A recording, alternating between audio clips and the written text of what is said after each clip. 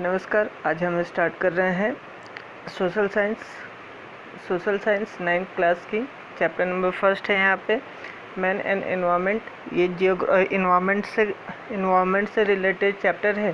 तो हम social science जो 9th की क्लास है सोशल साइंस, वो हम स्टार्ट करें चैप्टर नंबर फर्स्ट से, जो है मैन एंड एनवायरनमेंट। यहाँ पे आपको फ्रंट में ग्राफ दिख रहा है स्क्रीन पे। ये होल चैप्टर का ग्राफ है। इस पूरे चैप्टर को हमने 3 पार्ट में डिवाइड किया हुआ है कि आपको समझने में थोड़ा इजी रहे, आसान रहे। देखिए यहाँ पे पहला पार्ट आपको दिख रहा है इन्वायरमेंट, दूसरा पार्ट आपको दिख रहा है रिलेशन ऑफ मैन, दूसरा पार्ट दिख रहा है relation of man and environment and it's effects, और तीसरा आपका पार्ट दिख रहा है type of the pollutions and there impact on the environment. ये 3 पार्ट में हम चैप्टर को पढ़ेंगे। मतलब इसमें आपको 3 ही चीज़ पढ़ना है। पहला पढ़ना है इन्वायरमेंट क्या होता है, कितने टाइप के होते हैं, फिर उसमें रिसोर्सेज क्या होते हैं, रिन्यूएबल रिसोर्स क्या होते हैं, अनरिन्यूएबल रिसोर्स क्या होते हैं, ह्यूमन रिसोर्स क्या होते हैं, मैन मेड रिसोर्स क्या होते हैं, लैंड रिसोर्सेज क्या होते हैं, एग्रीकल्चरल रिसोर्सेज क्या होते हैं, वाटर रिसोर्सेज क्या होते हैं और सॉइल रिसोर्सेज क्या होते हैं। सेकेंड आपको पार्ट जो है चैप्टर का वो है relation of the man and environment and its effect. इसमें हमें बस 2 ही चीज़ पढ़ना है, मैन और एनवायरनमेंट के बीच में क्या रिलेशंस है, और सेकंड इसके इफ़ेक्ट क्या आते हैं या आ रहे हैं। और चैप्टर का लास्ट जो पार्ट है वो है टाइप ऑफ पॉल्यूशन। आपको जैसा कि मालूम है कि नेचर में ह्यूमन एक्टिविटी, बहुत सारी एक्टिविटीज़ ऐसी हैं जिससे एनवायरनमेंट में बहुत ज़्यादा पॉल्यूशन होता है। तो हमें उन पॉल्यूशन के बारे में बात करना है and the impact on the environment, और उस पॉल्यूशन से इन्वायरमेंट पे क्या इम्पैक्ट आता है, वातावरण पे क्या प्रभाव आता है, ये सभी हमें डिस्कस करना है। अब इसके अंडर हमें पढ़ना है टाइप ऑफ पॉल्यूशन क्या होते हैं, कितने टाइप के होते हैं। जैसे आपको मालूम है एयर पॉल्यूशन होता है, नॉइज़ पॉल्यूशन होता है, सॉइल पॉल्यूशन होता है, थर्मल पॉल्यूशन होता है। इस सब को हमें डिस्कस करना है। फिर change in land use and it's effect, और फिर ये पॉल्यूशन के कारण लैंड में क्या चेंज हो रहे हैं, कैसा यूज़ किया जा रहा है, क्या इम्पैक्ट आ रहा है, इसको हमें डिस्कस करना है। अब यहाँ पे देखें आप पॉल्यूशन, यहाँ पे पहला पॉइंट आपको दिख रहा है pollution growth and the reproduction. Pollution growth and the reproduction, population growth and the reproduction देखना है हमें। फिर एक्सेसिव ग्रेसिंग, फिर हमें harmful experiment in agriculture, urbanisation, industrialisation. उसके बाद से हमें देखना है इंडस्ट्रियलाइजेशन, उसके बाद से हमें देखना है construction of huge dam, facilities for the tourist, pilgrims and entertainment and the adventurous activities. इतना हमें देखना, और यहाँ पे हमारा चैप्टर ख़त्म हो जाएगा। स्मॉल सा चैप्टर है ये, पीछे क्लास से आप पढ़ते आ रहे हैं। समथिंग 7th 8th में आपने ये चैप्टर को डिस्कस किया होगा। ये चैप्टर को फिर से मैं एक बार बता दूं, मैन एंड एनवायरनमेंट को हम डिस्कस कर रहे हैं। 3 पार्ट में ये चैप्टर को डिस्कस करना है। फर्स्ट पार्ट हमारा रहेगा एनवायरनमेंट क्या है, कैसा है, कितने टाइप का है, रिसोर्सेज क्या होते हैं, कैसे होते हैं। सेकेंड पार्ट है relation of man and environment and its effect, और थर्ड पार्ट है type of pollutions and the impact on environment. ये 3 पार्ट में हमें चैप्टर को कंप्लीट करना है। ये जो 3 बॉक्स आपको दिख रहे हैं, ये 3 पार्ट में ही हमें चैप्टर को कंप्लीट करना है। Environment, relation of man and environment and the type of pollution and the impact on the environment. अब जब ये चैप्टर हम इतना जब कंप्लीट कर लेंगे तो हम फिर बात करेंगे, हमारा चैप्टर तो कंप्लीट हो जाएगा। फिर उसके बाद से हम बात करेंगे एक्सरसाइज और क्वेश्चन आंसर के डिस्कशंस पे। एक्सरसाइज पे हम डिस्कस करेंगे और क्वेश्चन आंसर के डिस्कशन पे हम डिस्कस करेंगे। क्या है क्वेश्चन, क्या है, कैसा बोल रहा है, उसके आंसर कैसे होने चाहिए, इस पे हमें मतलब डिस्कशन क्लासेस हमारी रहेंगी बाद में। तो चलिए हम चैप्टर स्टार्ट करते हैं। सबसे पहले हम बात करते हैं इन्वायरमेंट की। इन्वायरमेंट क्या होता है? इन्वायरमेंट क्या होता है तो आपने पढ़ा होगा प्रीवियस क्लासेस में, छोटी क्लासेस में, all things around us is called environment, या आप इसे अनदर वर्ड में बोल सकते हैं all facilities helpful for the life is called environment. जो हमारे चारों तरफ चीज़ें हैं वो इन्वायरमेंट है, या वो जो सभी वो जो सभी फैसिलिटीज़ है जो हमारे लाइफ को सपोर्ट करते हैं वो भी इन्वायरमेंट है ना। अब इन्वायरमेंट क्या होता है, तो इन्वायरमेंट दो तरीके का होता है, जैसा कि आपको अब स्क्रीन पे ग्राफ दिख रहा है। Component of environments, component of environment मतलब कि इन्वायरमेंट किससे मिलके बनता है या इन्वायरमेंट कैसा होता है। तो यहाँ पे देखिए, यहाँ पे आपको दिख रहा है, यहाँ आपको नेचुरल इन्वायरमेंट दिख रहा है, ह्यूमन इन्वायरमेंट दिख रहा है और ह्यूमन मेड इन्वायरमेंट दिख रहा है। अब इन्वायरमेंट क्या होता है, मेनली यहाँ पे आपको जो दिख रहा है 3 टाइप का इन्वायरमेंट दिख रहा है। क्या दिख रहा है? नेचुरल, ह्यूमन और ह्यूमन मेड। अब हम बात करते हैं नेचुरल इन्वायरमेंट क्या होता है। नेचुरल इन्वायरमेंट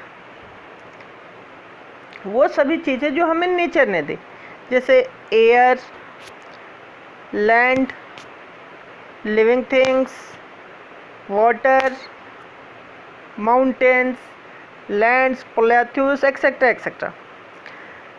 ह्यूमन इन्वायरमेंट की बात करें तो ह्यूमन इन्वायरमेंट होता है जो ह्यूमन बीइंग से मिलके बनता है, मतलब वो इन्वायरमेंट जो ह्यूमन से मिलके बनता है, जैसे इंडिविजुअल, कोई एक व्यक्ति, कोई फैमिली, कोई community, religion, education, economic and political जो सिचुएशंस होते हैं, पॉलिटिकल जो सिचुएशंस होते हैं, ये सभी ह्यूमन एक्टिविटी ह्यूमन इन्वायरमेंट के अंदर आता है।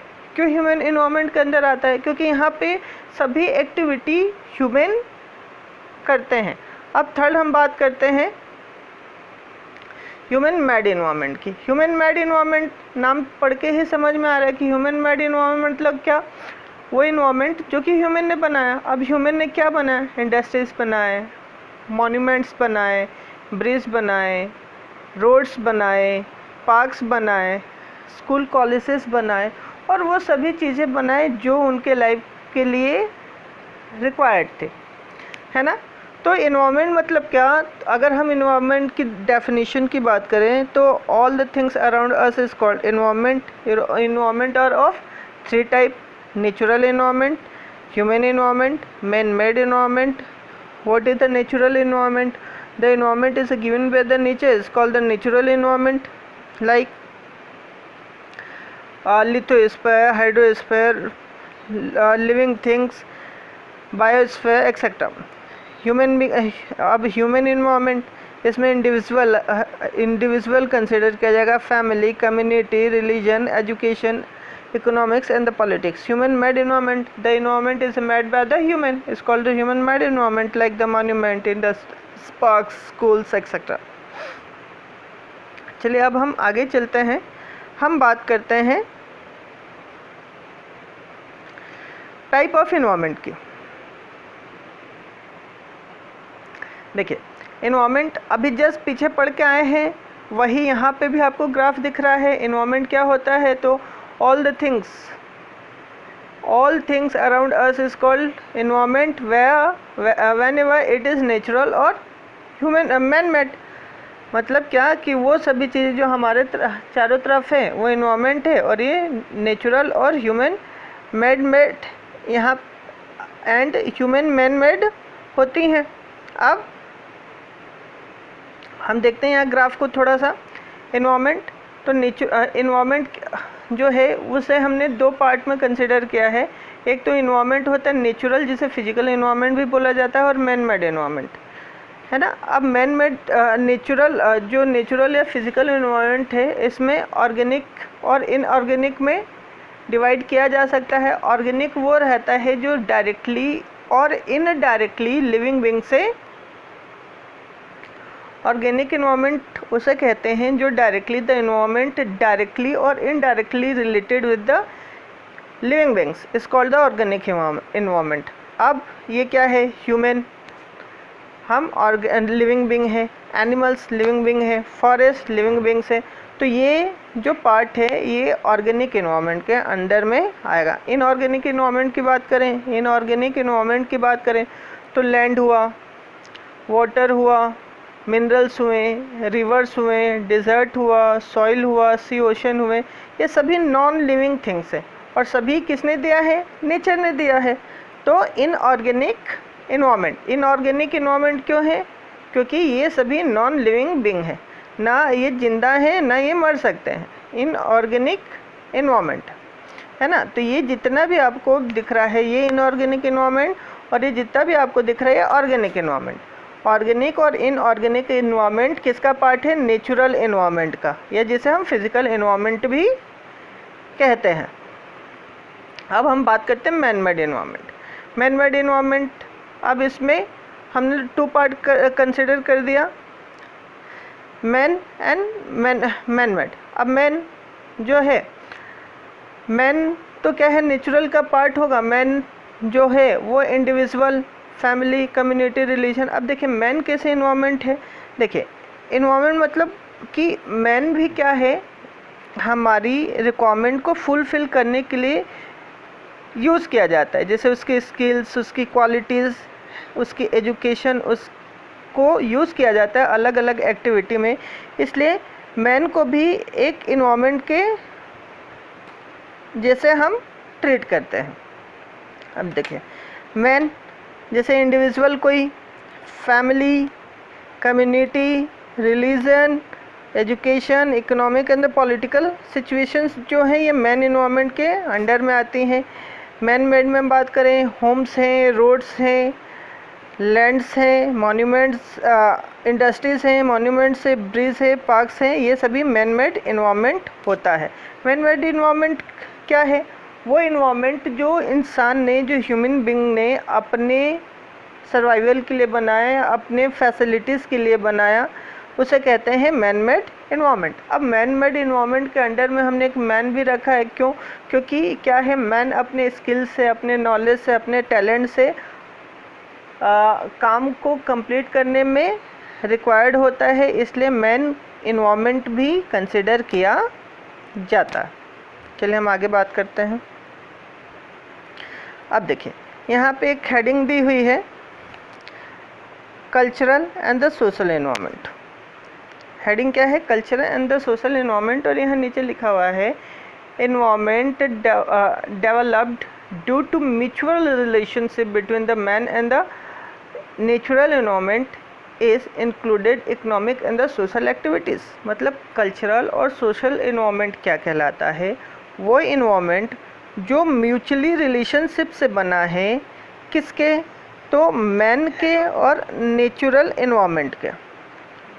मैन और नेचुरल इन्वायरमेंट के म्यूचुअली रिलेशनशिप से जो इन्वायरमेंट बना है उसे बोलते हैं cultural and the social environment. जैसे कि फार्मिंग क्या होता है? उसमें मैन भी काम करता है और लैंड पे काम होता है, तो नेचुरल इन्वायरमेंट है। मशीनरी यूज़ होती हैं, मैन इन्वायरमेंट के अंडर में आती हैं।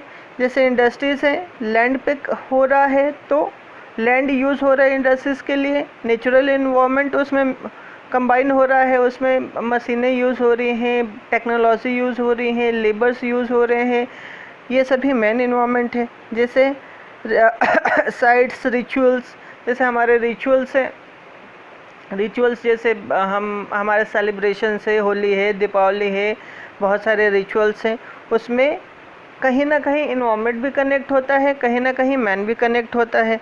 ऐसे ही सेटलमेंट, हम कहीं जाके कहीं पे जाके माइग्रेट हो गए और कहीं पे जाके हम सेटल हो गए, बस गए, तो वहाँ पे रहने के लिए घर चाहिए, घर बनाने के लिए ज़मीन चाहिए, घर बनाने के लिए ईंट चाहिए, ईंट बनाने के लिए मिट्टी चाहिए।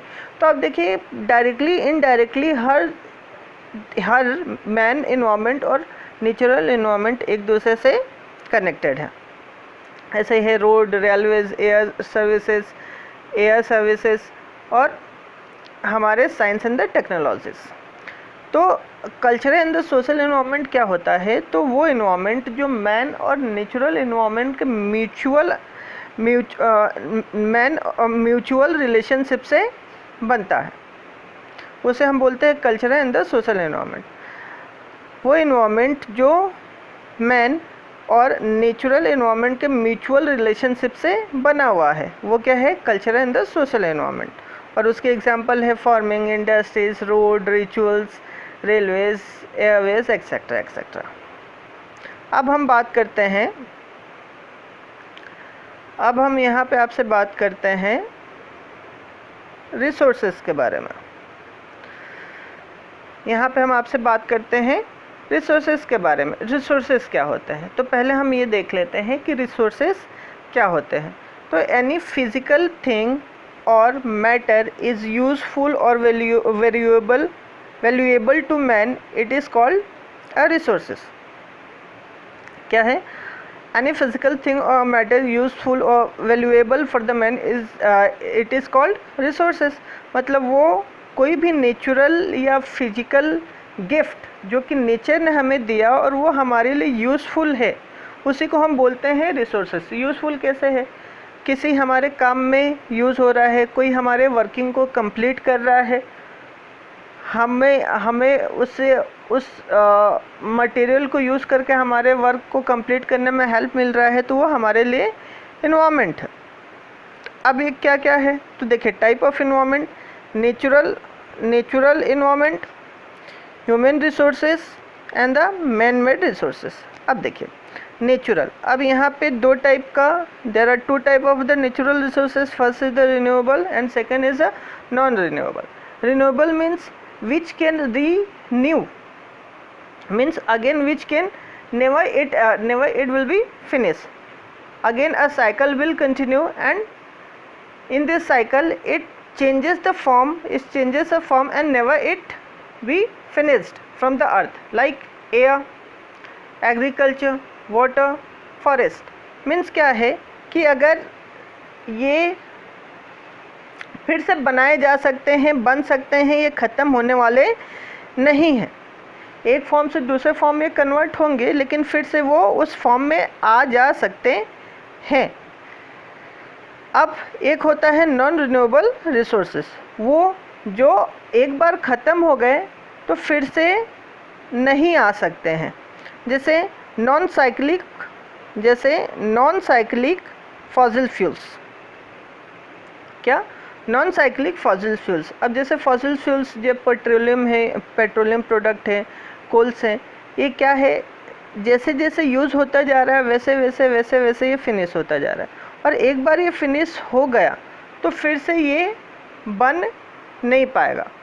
तो ये क्या है? नॉन रिन्यूएबल रिसोर्सेज, जो एक बार ख़त्म हो गया तो फिर से ये नहीं हम बना सकते हैं। और सेकंड क्या है? Cyclic material minerals. जैसे मिनरल्स है, आयरन है, गोल्ड है, सिल्वर है, बहुत ज़्यादा माइनिंग एक्टिविटी होती है, और बहुत ज़्यादा माइनिंग एक्टिविटी होती है, बहुत ज़्यादा मिनरल्स निकाले जाते हैं, और धीरे धीरे जो मिनरल्स निकाला जा रहा है, जो माइंस है, वो क्या है? स्टोरेज है, नेचर का स्टोरेज है। अगर वहाँ से कंटिन्यूस हम मिनरल्स निकाल रहे हैं, माइनिंग एक्टिविटी कंटिन्यूस होते जा रहे, तो क्या है, जो रिसोर्सेज हैं, जो माइंस है, वहाँ से तो मिनरल्स ख़त्म ही हो रहा है और फिनिश होता जा रहा है, तो वहाँ तो फिर बनना नहीं है। एक बार ख़त्म हो गया मतलब वो ख़त्म हो गया। तो जो नेचुरल रिसोर्सेज है, टू टाइप के हैं, renewable resources and non renewable resources. Renewable में एयर है, एग्रीकल्चर है, वाटर, फॉरेस्ट है। नॉन रिन्यूएबल में फॉसिल फ्यूल्स हैं और मिनरल्स हैं। अब हम बात करते हैं ह्यूमन रिसोर्सेज। ह्यूमन रिसोर्स मतलब कि वो चीज़ जो यूज़फुल है या वैल्यूएबल